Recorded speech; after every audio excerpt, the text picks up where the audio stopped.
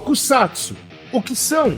Aonde vivem? O que comem? Aonde se reproduzem? Fica aí, que é sobre isso que a gente vai conversar hoje. Roda a vinheta.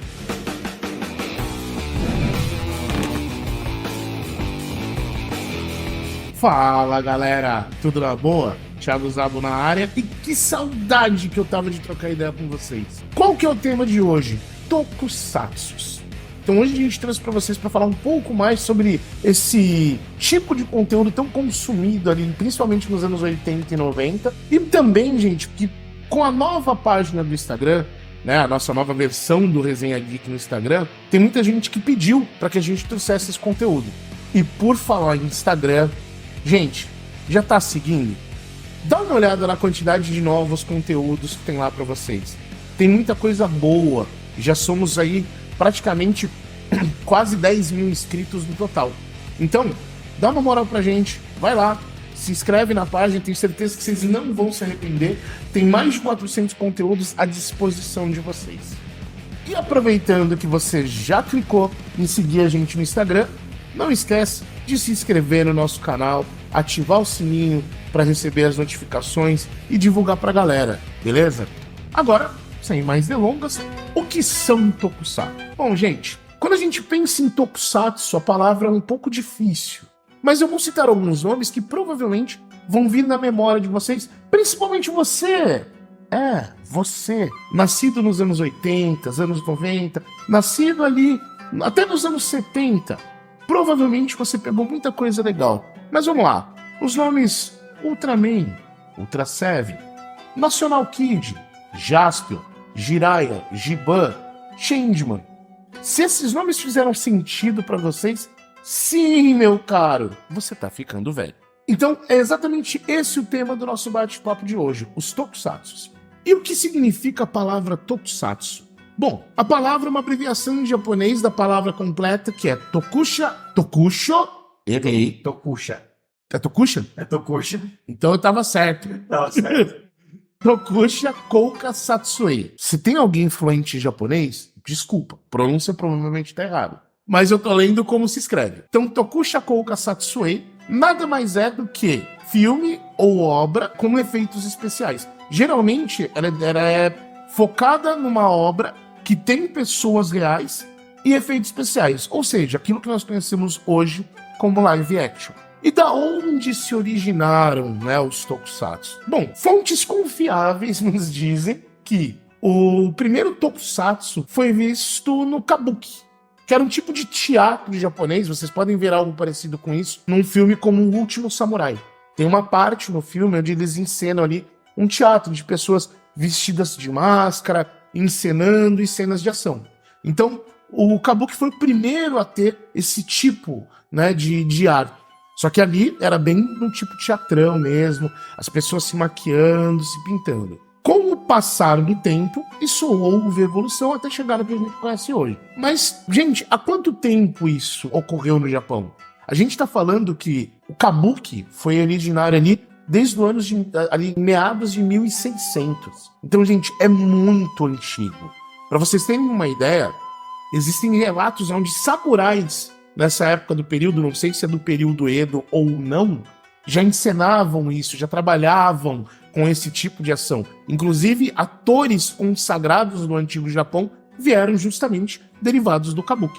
Agora que vocês sabem disso, é importante a gente mencionar, na era moderna, qual foi o primeiro Tokusatsu? Bom, aí vai uma pequena aulinha de história. Durante uma parte de conflito que houve no Japão durante a guerra, após o Japão ser subjugado, basicamente ele não queria sofrer muito mais com a influência do Ocidente. Por conta disso, eles começaram a investir, já que no Ocidente fazia-se muito sucesso com cinema e afins, eles queriam aproveitar essa deixa para criar obras nacionais, mantendo o legado da tradição. Foi daí que começaram a pensar qual seria a primeira obra, como que vai ser, o que vai ser feito, e aí nasceu um que para nós hoje em dia é muito comum. Inclusive, se eu não me engano, tem um filme dele esse ano, que é o Godzilla. Então, basicamente, o Godzilla foi o primeiro Tokusatsu. Só que é importante mencionar. Quando a gente fala de Tokusatsu, galera, existem diversos tipos de Tokusatsu que são derivados, pertencentes à mesma linha. Por exemplo, no caso do Godzilla, a gente está falando que é um personagem do tipo Kaiju, que geralmente vai ser um monstro gigante. Para quem assistiu o Ciclo de Fogo, ou leu, né, o mangá do Ciclo de Fogo, Pacific Rim, esse nome é muito comum. Só que além disso, a gente tem os Super Sentais, e a gente pega as equipes, como por exemplo Flashman, Changeman, Google Five e afins, e a gente tem também os heróis do tipo Metal Hero. Então aí a gente vai ir para um outro caminho, como Jaspion, como Giban, Metalder e afins. Após o sucesso que Godzilla fez, aquilo foi expansivo durante a década de 50. Então a gente teve ali Godzilla, a gente teve National Kid, a gente teve os primeiros derivados da família Ultra, onde você pega Ultraman, Ultra Seven e afins, claro, em épocas diferentes. Então esse foi o início dos Tokusatsu, ali na década de 50. Quando a gente fala dos anos seguintes, indo ali para 1960, a gente acaba pegando ali Astro Boy, que aí já no caso já era mais focado na parte de desenho. Outros derivados da família do Ultraman e Ultra Seven também vieram, e sempre seguindo aquela linha, o bem contra o mal. E aí, chegando nos anos 80, a gente começa a ter ali os primeiros tokusatsu mais famosos, pelo menos para nós aqui no Brasil. E o que é importante dizer, gente? Por incrível que pareça, não é só no Brasil e no Japão que a gente vê tokusatsu. Para quem não sabe, a palavra tokusatsu, assim como live action, ela pode significar qualquer tipo de obra com personagens de ação. Então, na França, existem tokusatsus. Nos Estados Unidos, inclusive nos Estados Unidos é bem interessante. Existe, na verdade, um empresário nos Estados Unidos chamado Ain Saban.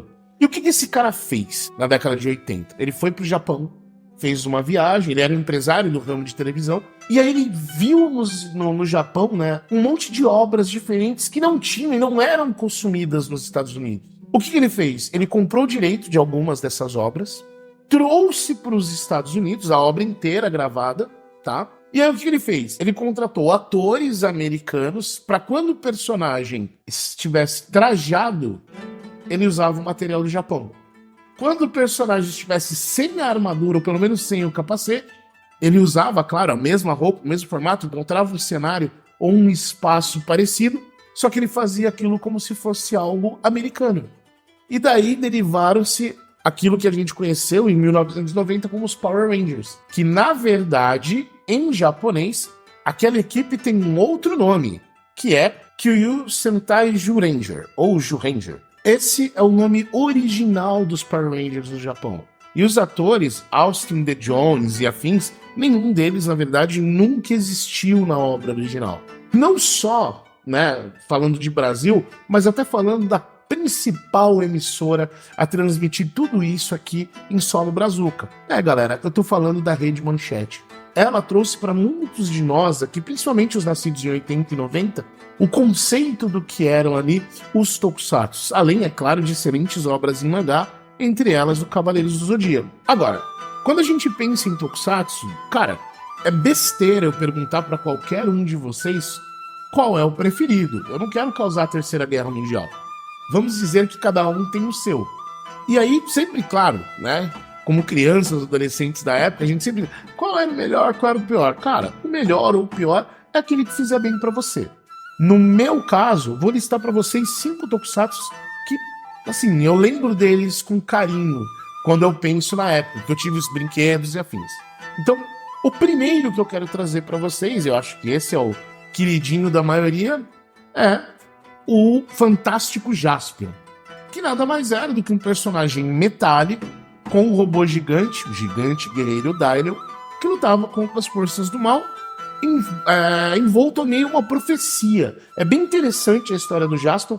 Eu recomendo que vocês pesquisem a respeito, não vou entrar em muitos detalhes aqui, senão eu vou passar o dia inteiro falando. Cara, esse lance da profecia acontecia de várias formas diferentes, né, nos tokusatsu.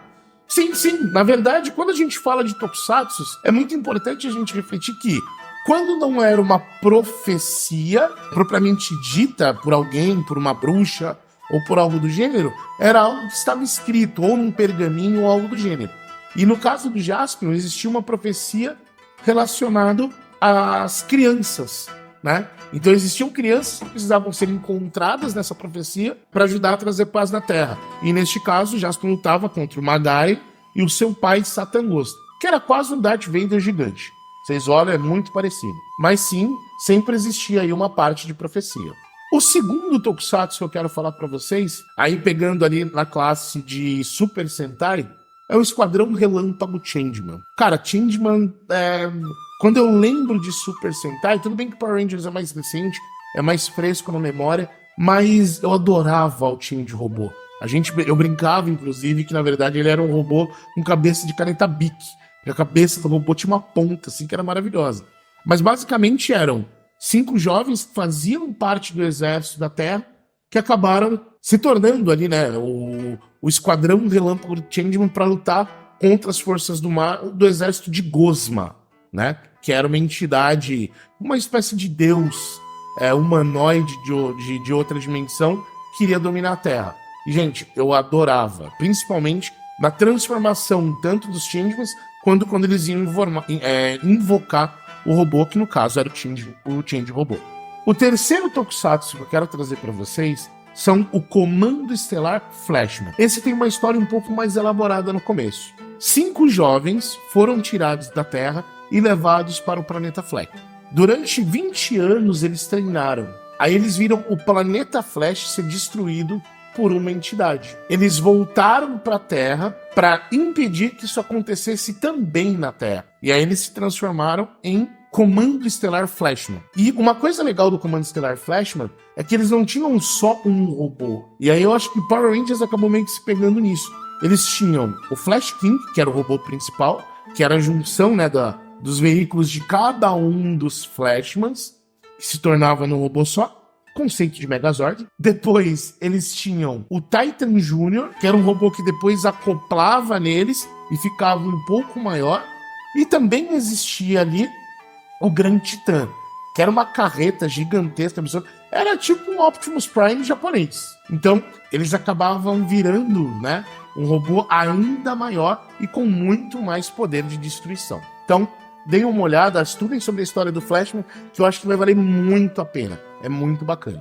Agora, falando em quarto lugar, quando a gente fala de Tokusatsu, eu quero trazer para vocês o Giban. Cara, o Giban tem uma história muito interessante. Também lançado ali, se eu não me engano, em 1990, 92. Ele não é da década de 80, mas no Brasil ele chegou ali na década de 90 também. E o Giban é muito interessante porque a inspiração para o Giban ser criado, ela veio justamente da história do Robocop.